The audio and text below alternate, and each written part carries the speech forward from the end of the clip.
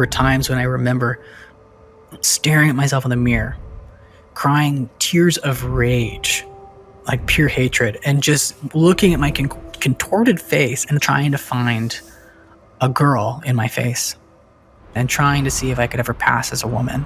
My name is Forrest, and I'm 29 years old. I grew up with an older sister, and I have no other siblings. It was a bit lonely, and there weren't a lot of boys around, so I did play dress up a lot. I wore dresses and skirts. I wore tutu. I did a lot of girl things, and I did a lot of boy things. There were other things going on, like pornography, and there was also issues in my family and between my parents. So it became an escape for me that I started cross-dressing. At 12 or 13, it was something that nobody knew about. People thought that I was happy, that I was popular. I had a lot of girls that were interested in me. I seemed to be doing really well in academics, but secretly I was just in despair about my sexuality. And I was carrying trauma from childhood that was manifesting itself in pornography.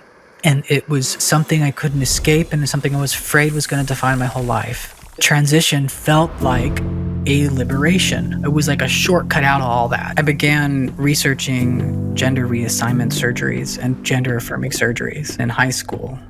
At the age of 20 years old, I went out with this older transvestite on Craigslist. And what I found was this whole separate apartment he'd been keeping secret from his ex-wife. And it was filled with wigs and breast forms and costumes. I wanted that at my disposal. I wanted to be able to cross-dress, put on a breast form. I wanted to pass as a woman for the first time. He was a really big guy. He had really big features. He was like, I could never pass. And he couldn't. He was not a man that was ever going to pass as a woman, but he told me, you can pass. And he told me, do it while you're young, because it never goes away.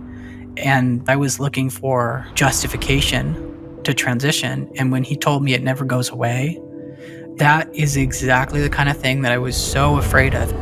After living as a trans woman for so many years, I began to consider sex reassignment surgery so I could fully pass.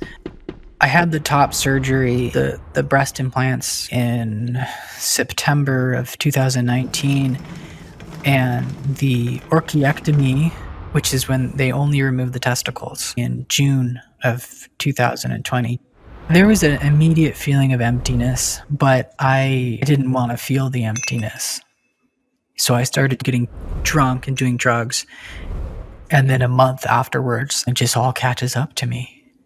I had this weird feeling that the little boy who I used to be was trapped inside me and was screaming. And I looked back on moments in the beginning of my transition, and I was like, I took the wrong path. That was the first moment of regret.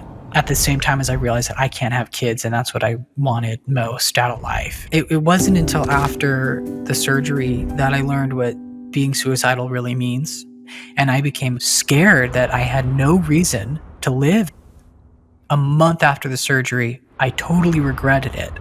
And when the regret finally came out, I wailed every day. It was like a kind of grieving where I was tearing my clothes and my hair out. I had PTSD specifically about the moment that I went under. I would wake up and scream no.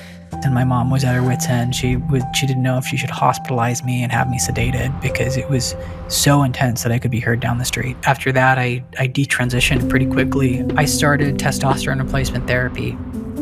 Therapy was also a big part of the healing with the new transition. I worked through a series of different genderqueer identities. And then I left it all behind, and I thought, I'm not questioning my own identity anymore.